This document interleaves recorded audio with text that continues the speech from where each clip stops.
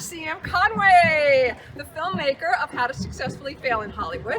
Coincidentally, our film will be released today, April 1st, April Fool's Day, because it features Ellie and Ben that are a bit of a fool in the film, but is filled with friends, fantasies, and fails. We're going to be celebrating in Occidental, where they have the April Fool's Day party and parade at Occidental Center for the Arts. We're going to hear some fun, foolish stories.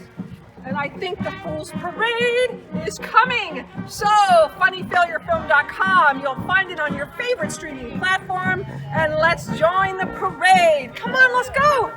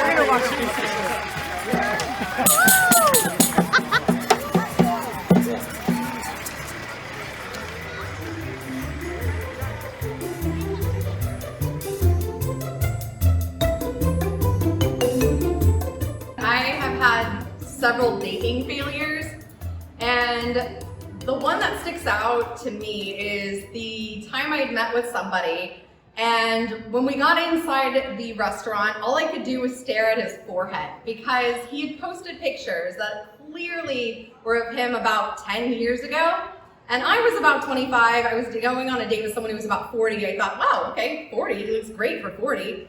Sure enough, he comes in. I couldn't stop staring at the hairline because he had gotten these hair plugs and they lined up like rows of corn. Then when we sat down, I got a whiff of what this guy smelled like. See, I knew he was a mechanic, but he smelled like the inside of his mechanic shop. At the end of the date, he ends up hugging me and I'm like, oh, wow, you clearly have not bathed before this date.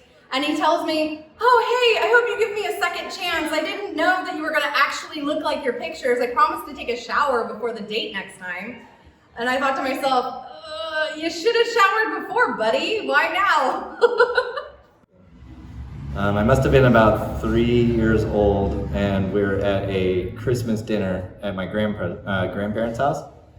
And everybody was seated around the table and we're about to eat, and I'm on my chair and I'm rocking it back and forth on like the two legs, you know? So I'm like testing my balance, and my whole family is like, don't keep doing that, you're gonna fall. And I'm like, no, I got this. I'm like 3 or 4, I was just like really confident.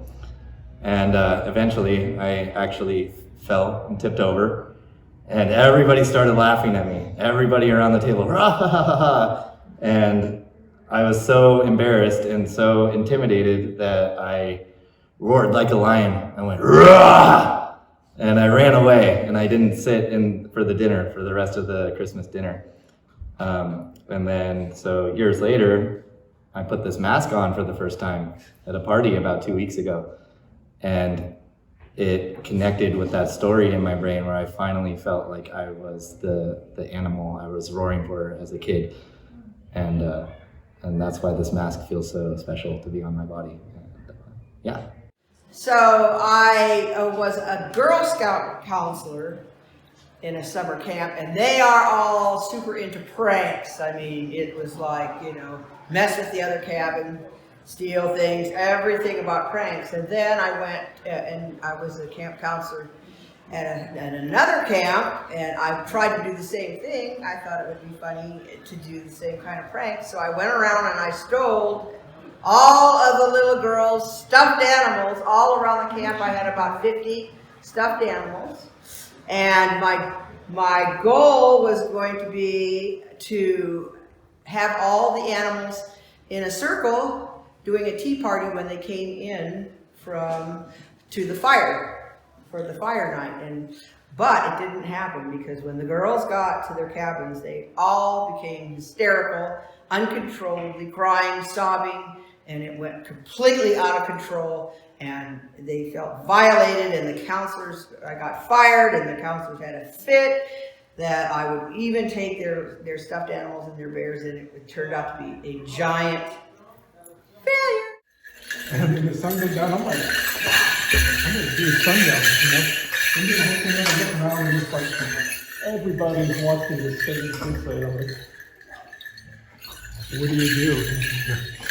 So I just kept doing it, I just don't stop, and that was it. Well, he came up to me today with a mask on and he said, "My name is Robert. How do you know me? How do you know me?"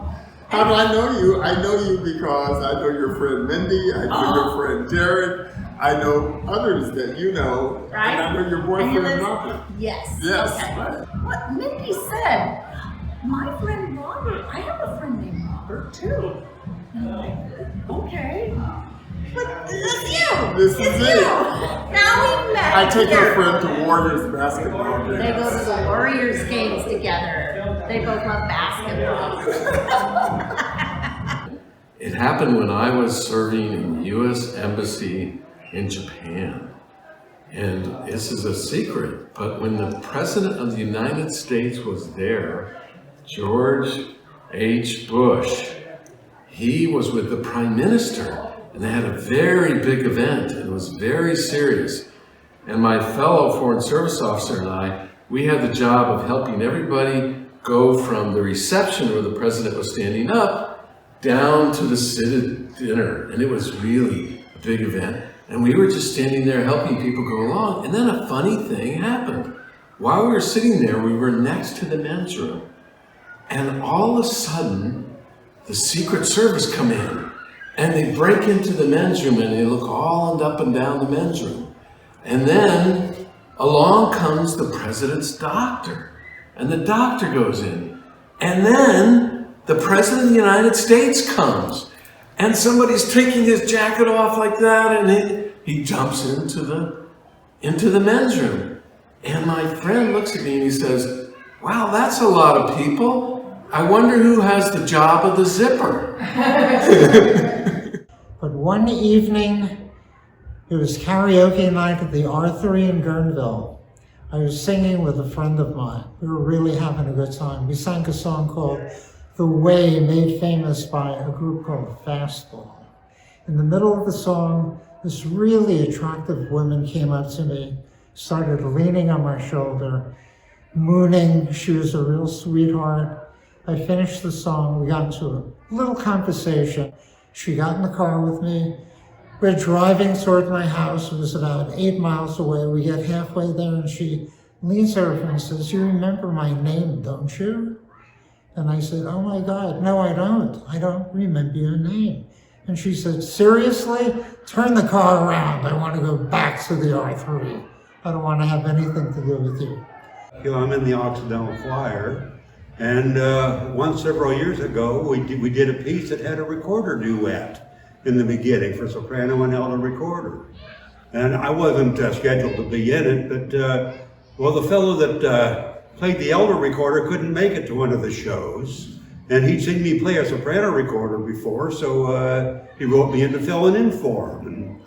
And, well, you know, I don't know what you know, a recorder like a little straight flute, and the alto recorder is bigger, and it works in a similar way, but it plays in a different key, so it has a different fingering chart.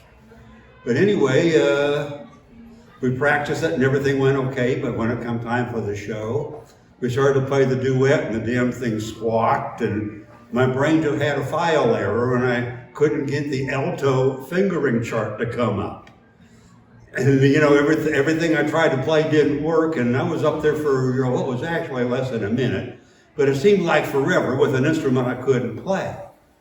But the good news is I didn't die. First year of the Occidental Parade. The first year of the parade, I noticed that there was everybody through town, walked up through town, and there was, you know, the bands and everything else, and the Mad Hatter and the Jester and one other person were the last people in line. And I remember thinking that there was no King of Fools. So the next year I showed up with a gold and orange silk kimono and a crown and all white, and my daughter, who was, at the time was like 1.5, she was my punk rock princess. And she had a pigtail mohawk and a tutu on. And so ever since then I've just considered myself the king of fools.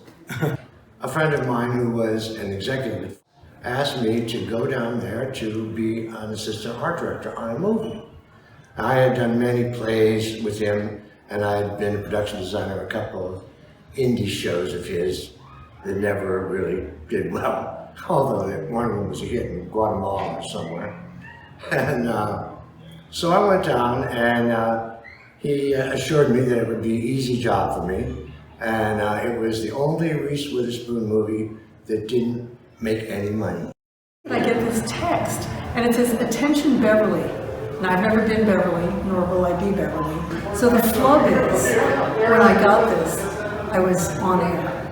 And I was just looking at things because and thank goodness my microphone was down, because I opened my mouth and I said, one of the 7 words that George Carlin pointed out, I shouldn't effing say. That's the closest I can come to a flub today. I was almost. I was nearly an MTV VJ. I was almost cast in The Young Ones for BBC. I was more or less in the Second City Touring Company. I just about held my own at the Holy City Zoo with Robin Williams. And it's on tape. I was pretty near having a film at a festival while still in art school, but it was stolen from my Volkswagen Beetle. I was in essence the first American to play the London Comedy Store. I was going to have my first feature film as a director for sale at the Cannes Film Market, but it was stolen by the distributor. I was not quite the son of an inventing millionaire. I was close to, on the verge, on the borderline, the threshold. I could have been.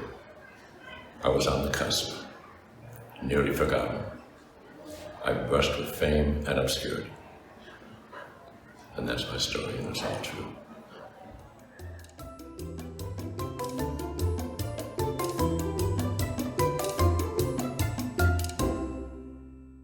You didn't. I did. Tell me you didn't. But I did. How did you? I just did.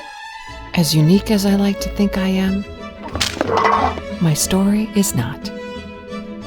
Oh. I'm an actor. Okay. Among thousands in Hollywood, trying to make it. Think you would fart? Excuse me? Let's make a deal. We claw our way up the ladder only to hang on the bottom rung for eternity.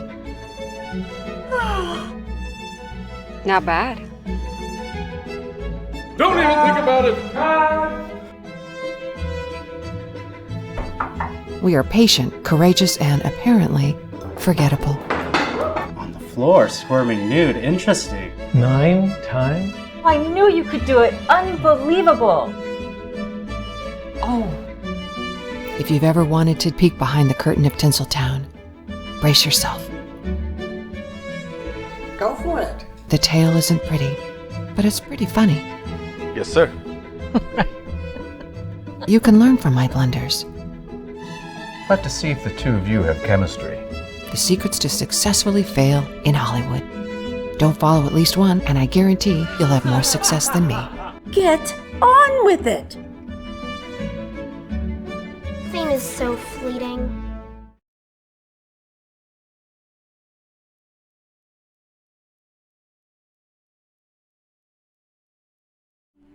Do you know what happens to a unicorn when it goes to a rainbow?